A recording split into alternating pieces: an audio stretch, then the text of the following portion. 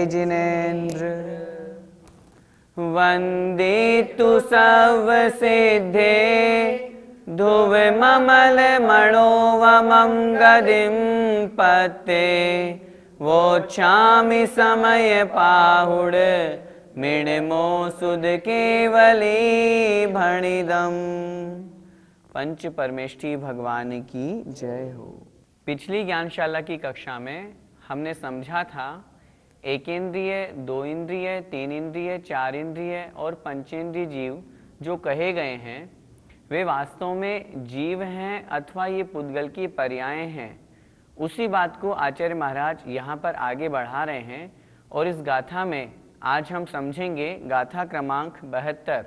इसमें हम समझेंगे कि ये जितने भी पर्याय हैं, जितने भी जीव समास के भेद कहे गए हैं पर्याप्तक और अपर्याप्तक रूप से, ये सब व्यवहार नय से जीव के हैं, निश्चय नय से जीव के नहीं हैं। क्योंकि निश्चय नय शुद्ध द्रव्य का कथन करता है, व्यवहार नय पर्याय का कथन करता है और ये सब जीव द्रव्य की पर्याय हैं।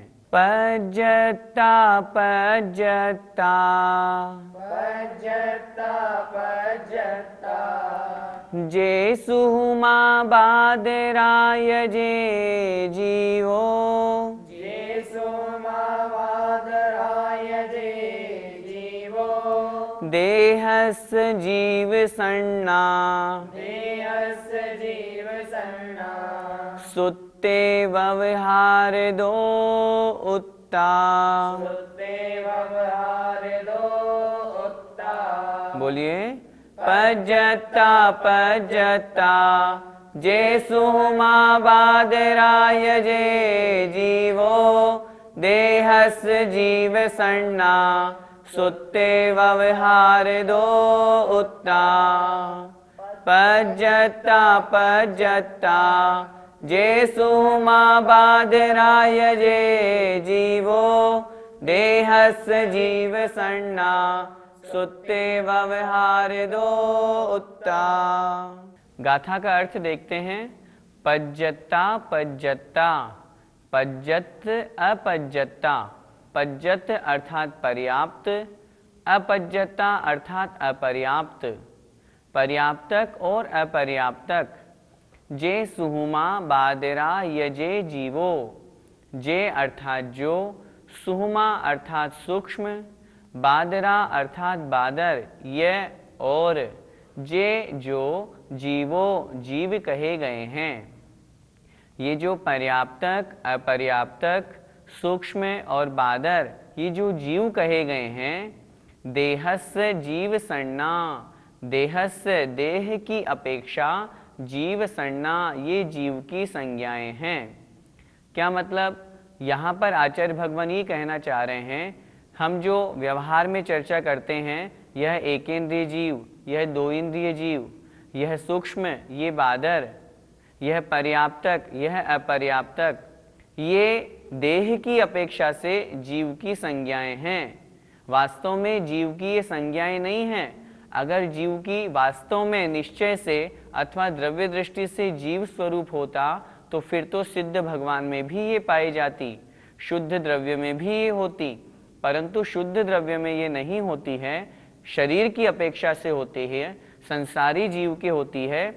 इसलिए आचार्य महाराज यहाँ कह रहे हैं देहस्य जीव सन्ना, देहस्य अर्थात शरीर की अपेक्षा, जीव सन्ना जीव की संज्ञाएं हैं।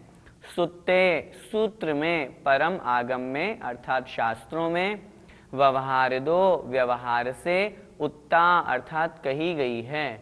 आगम में, शास्त्रों में ये जो जीव की कही गई है ये व्यवहार से कही गई है।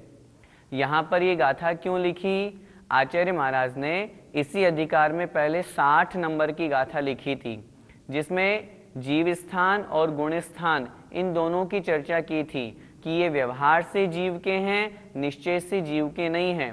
उसी को विस्तार से आचार्य महाराज यहाँ समझा रहे हैं। शिष्य ने आचार्य भगवान से प्रश्न किया, भगवान ये जीव के क्यों कही गई है?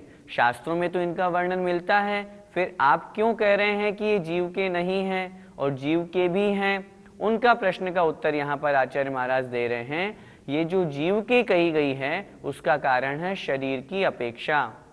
जो जीव शरीर को धारण करके संसार में घूम रहा है, पर्याय को प्राप्त है, उस अपेक्षा से ये जीव की संज्ञाएं कही गई हैं। निश्चय नहीं की दृष्टि से देखेंगे तो ये जीव में नहीं पाई जाती, जीव में तो मात्र ज्ञान दर्शन पाया जाता है। गाथा का अर्थ फिर से देखें एक एक शब्द। पज्जता अपज्जता, पर्याप्तक और अपर्याप्तक, जे अर्थात जो, सुहुमा बादरा यजे जीवो, यह अर्थात और, सुहुमा यह बादरा सूक्ष्म और बादर, जे जीवो ये जो जीव कहे गए हैं। हम कहते हैं ये सूक्ष्म जीव है, ये बादर जीव है, ये पर्याप्तक है, ये अपर्याप्तक है। ये जो कहे गए हैं ये देहस्य जीव सन्ना, शरीर की अपेक्षा से ये जीव की संज्ञाएं हैं। सुत्ते आगम में, शास्त्रों में व्यवहार दो उत्ता, व्यवहार से ऐसा कहा गया है। शास्त्रों में जो ये जीव संज्ञाएं प्राप्त है शरीर की अपेक्षा से जो कही गई है, ये वास्तव में व्यवहार ने से कही गई है, ऐसा समझना चाहिए। गाथा का भावार्थ। जो पर्याप्त तथा अपर्याप्त और जो सूक्ष्म तथा बादर जीव कहे गए हैं, वे देह की अपेक्षा जीव संज्ञाएं हैं। वे सब परमागम में व्यवहारने से कही गई है। अब हम इस गाथा का पद्यानुवाद पढ़ते हैं। पर्याप्त सूक्ष्म त्रस्य थावर बादराये, है वस्तुतः जड़मयी तन की दशाएं। संसारी जीव इनमें तन पा बसे हैं, ये जीव हैं इसलिए उपचार से हैं। अंतिम दो पंक्ति बहुत अच्छी, जिसमें पूरी गाथा का सार हमें समझ में आ जाएगा। संसारी जीव इनमें तन पा बसे हैं। जितने भी संसारी जीव हैं, एक इंद्रिय, दो इंद्रिय, सूक्ष्म, बादर, पर्याप्तक, अपर्याप्तक, इन सभी शरीरों को प्राप्त करके इनमें रह रहे हैं, इसीलिए ये जीव हैं, ऐसा हम उपचार से अर्थात व्यवहारने से कहते हैं। गाथा क्रमांक 60 में जहां हमने जीव स्थान और गुण स्थान की बात की थी, अभी जो हमने 72 नंबर की गाथा पढ़ी उसमें जीव स्थान की चर्चा हुई। अब अगली गाथा में गुण स्थान की किस अपेक्षा से जीव के कहे गए हैं उसका विस्तृत विवेचन आचार्य भगवान गाथा क्रमांक 73 में कर रहे हैं। मोहन कम सुदया, मोहन कम सुदया, दुवर्णिदा जे इमे गुण ठाणा, दुवर्णिदा जे इमे गुण ठाणा, ते कह हवन्ति जीवा, ते कह हवन्ति जीवा, तेणिच्च मचेदना उत्ता, तेणिच्च मचेदना उत्ता। बोलिए। मोहन कम सुदया, दुवर्णिदा जे इमे गुण ठाणा, ते कह हवन्ति जीवा, तेणिच्च मचेदना उत्ता। मोहन कम सुदया, दुवर्णिदा जे इमे गुण ठाणा, ते कह हवन्ति जीवा, तेणिच्च मचेदना उत्ता। गाथा का अर्थ समझते हैं। मोहन कम्मस सुदया, मोहन कम्मस अर्थात मोहनी कर्म के, उदया अर्थात उदय से। मोहन कम्मस सुदया मोहनी कर्म के उदय से, दू अर्थात और, वर्णिदा कहे गए हैं, वर्णित किए गए हैं, बतलाए गए हैं, जे इमे जो ये गुणठाणा गुणस्थान हैं। ये जो मिथ्यात्व आदि 14 गुणस्थान बतलाए गए हैं, ये किस अपेक्षा से हैं? मोहनी कर्म के उदय से। ते कह हवंती जीवा, ते अर्थात वे कौन? जो हमने ऊपर की पंक्ति में चर्चा की, गुणस्थान आदि, गुणस्थान मिथ्यात्व आदि जो गुणस्थान हैं, ते वे कह कैसे, हवंती हो सकते हैं, जीवा जीव। वे गुणस्थान जीव कैसे हो सकते हैं? क्यों नहीं हो सकते? ते नित्यम अचेदना उत्ता, ते अर्थात वे जो गुणस्थान हैं वे नित्यम नित्य हमेशा, अचेदना अर्थात अचेतन, उत्ता कहे गए हैं। वे जो गुणस्थान हैं वे हमेशा नित्य अचेतन कहे गए हैं। अचेतन क्यों कहे गए हैं? पहली पंक्ति में हमने पढ़ा मोहन कम्मस सुदया, क्योंकि ये मोहनी कर्म के उदय से होते हैं। मोहनी कर्म पुद्गल है, अचेतन है, इसलिए इनको जीव के ऐसा नहीं कहा जाता। ये गुणस्थान जीव है ऐसा नहीं कहा जाता, क्योंकि ये तो अचेतन कहे गए हैं। फिर से एक एक शब्द का अर्थ देखें। मोहन कम्मसुदया, मोहनी कर्म के उदय से, दु अर्थात वर्णिदा कहे गए हैं, बतलाए गए हैं, जे इमे गुणठाणा, ये जो गुणस्थान हैं, ये जो गुणस्थान कहे गए हैं ये मोहनी कर्म के उदय से कहे गए हैं। ते वे गुणस्थान, कह हवंति जीवा, जीव कैसे हो सकते हैं? क्यों? ते वे जो गुणस्थान हैं नित्यम नित्य, अचेदना उत्ता अचेतन कहे गए हैं, क्योंकि उन गुणस्थानों को अचेतन कहा जाता है। और जो अचेतन है वो जीव कैसे हो सकता है? क्योंकि जीव का लक्षण तो चेतनवान है, चेतना से युक्त है, ज्ञान दर्शन से सहित है। जब ये ज्ञान दर्शन से सहित जीव का लक्षण है तो फिर गुणस्थान जीव का लक्षण नहीं हो सकता, ये समझना चाहिए। भावार्थ देखें। जो ये गुणस्थान हैं वे मोहनी कर्म के उदय से बतलाए गए हैं। जो नित्य अचेतन कहे गए हैं वे जीव किस प्रकार हो सकते हैं? अर्थात नहीं। भैया जी, तो क्या ये गुणस्थान अजीब में होते हैं? पहले तो हम ये समझें गुणस्थान कहते किससे हैं। गुणस्थान की परिभाषा आचार्यों ने शास्त्रों में लिखी, मोह और योग के निमित्त से होने वाले जो परिणाम हैं उन परिणामों की जो तारतम्यता है उसका नाम है गुणस्थान। अर्थात किस जीव के कैसे परिणाम हैं, किस जीव के कैसे परिणामों के निमित्त से वह क्या कर रहा है, उसकी क्या क्रिया है, वह उसका गुणस्थान कहलाता है। गुणस्थान जैसे कि एक थर्मामीटर, आत्मा के परिणामों का एक थर्मामीटर है, मापने का यंत्र का नाम है गुणस्थान। अब ये जो परिणाम है ये कौन करेगा? निश्चित रूप से जीव ही करेगा। कर्म के उदय का अजीव में क्या काम? अजीव कर्म है, पुद्गल है, उसका उदय जीव में ही हो रहा है, क्योंकि वह परिणाम कर रहा है, भाव कर रहा है।